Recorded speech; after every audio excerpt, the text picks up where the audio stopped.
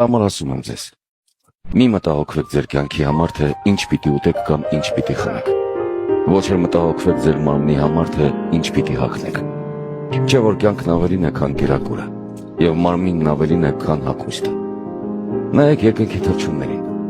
Ոչ վարուցանք են անում, ոչ հնձում են եւ ոչ էլ շտեմարանների մեջ ամբարում։ Եվ ձեր երկնավոր Հայրը կերակրում է նրանց։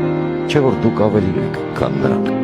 Արդ ձեզնից ով կարող է իր կյանքի վրա մի փոքր ժամանակ ավելացնել։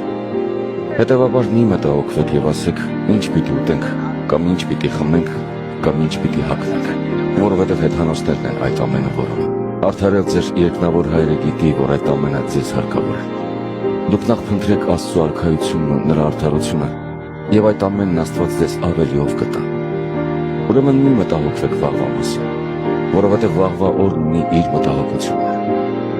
Յուրաքանչյուր օրվա հոգսերն ինքնին բավարար է։